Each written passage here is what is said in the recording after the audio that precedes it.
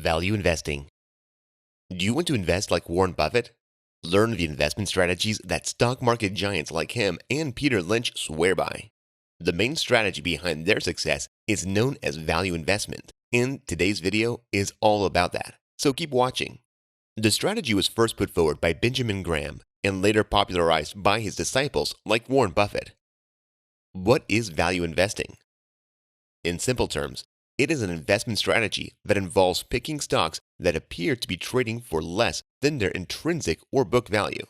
At first glance, this might seem counterintuitive, but think of it as buying products at a discounted price. You know you are getting a good bargain because you're paying less for the exact same product. Value investors are just like savvy shoppers that know how and when they will get a good bargain on what they want to buy. But in the case of value investors, this how and when can be a little bit tricky to figure out and requires a lot of effort. The reasoning behind value investment. Value investors know how reactionary the stock market can be to good or bad news, causing stock prices to be overestimated or underestimated. So, instead of following the herd on every fluctuation of the stock market, they base their investment decisions on other factors and give a great deal of importance to companies' fundamentals. This means that instead of just focusing on quantitative data in order to evaluate a stock, value investors also look at qualitative factors that are harder to analyze numerically, but reveal a great deal about how the stock is expected to perform. While quantitative factors can include measures such as financial performance, revenue, earnings, cash flow, and profit, qualitative factors include things like company's brand, business model, target market, and competitive advantage. By analyzing all these different metrics, the investors hope to find the intrinsic or true value of a stock that may be under or overvalued in the market at the time. The three major metrics used to uncover the intrinsic value are: 1. Price to book value, or P to B.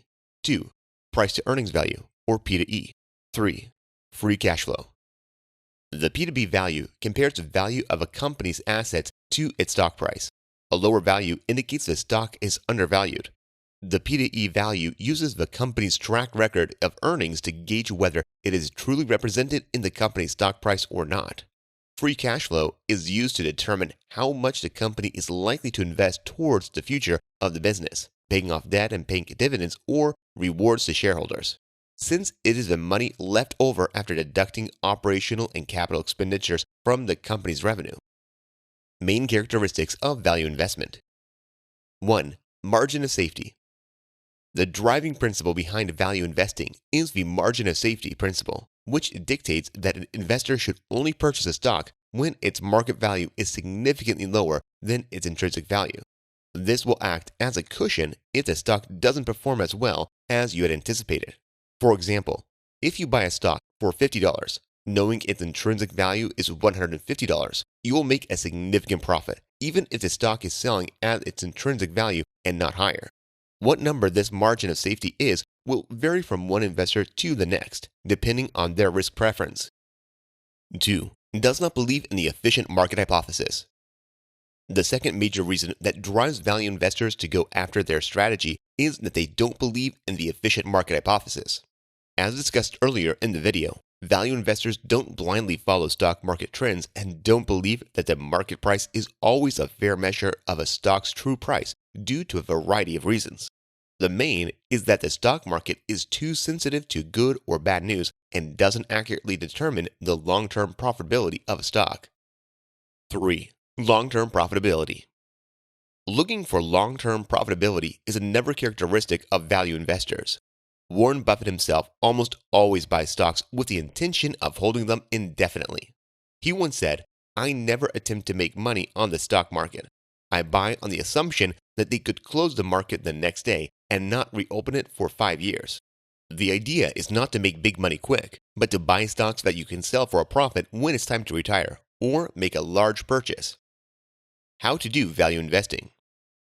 Now that you know what value investing is all about, let's talk about the best way to do it. Warren Buffett has outlined 4 important steps in his timeless approach to value investment. Understand the business. Look for a business that has a solid competitive advantage. Make sure the management of the company is skilled at what they do and do it with integrity. Buy the stocks when they are at a discount to intrinsic value. Understanding a business. The best way to find a business that you can understand well and resonate with is to always take in information bit by bit about companies you are interested in, and go through life in general with curiosity about the different products, companies, or brands that you use in your daily life. There is no shortcut to doing this. You must have patience and consistency in this process. You will eventually find a piece of information that will complete the puzzle in your mind, or as Manish Pabrai puts it, give you the aha moment that you've been waiting for. For example, seeing that a company has the largest market share out of all its competitors should tell you that they have a competitive edge and it might be a solid investment regardless of the current market price. Circle of competence. But when you're hunting down businesses to invest in, it is crucial to stay in your circle of competence, no matter how small it seems. Don't go after industries or areas that you have no concrete knowledge about. The changes in those industries will catch you off guard and result in losses. This isn't something that should discourage you, though, because finding your circle of competence can be as simple as looking for companies whose products and services you frequently use in your life and are well acquainted with. Companies like Google, Meta, Amazon, Android, and iPhone are just some examples of such companies that are household names.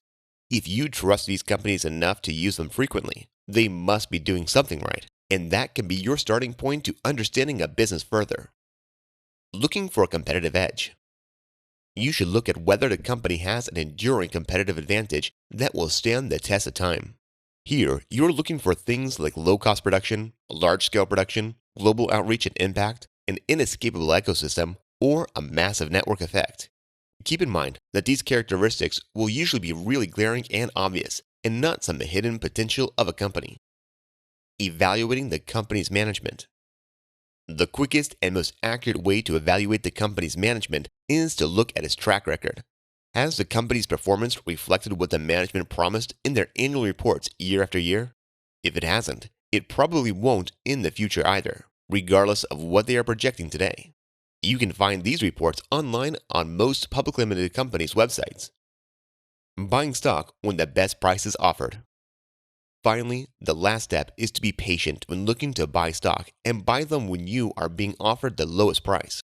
Regardless of how good future prospects are for a company, if the intrinsic value of a stock is $100, paying $100, $90, or even $80 makes no sense in this context. A much better price would be $20, and that is how you will get maximum profitability out of your stocks. This means you get fewer investment opportunities, even just 1 or 2 a year, but it also means lost volatility and reduced risk. Major drawbacks of value investing. The major con or disadvantage of value investing is that you are investing in a few opportunities whose stock value may take a long time to surface. Investing in growing companies or new promising companies can make you rich quicker because their stock prices can shoot up quickly. However, these are riskier and more volatile and can also get you losses just as quickly. How to know if value investing is for you?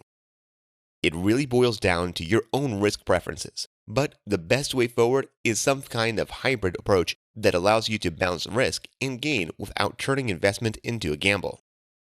What do you think of value investing as an investment strategy? Is it the strategy for you? Let us know in the comments below.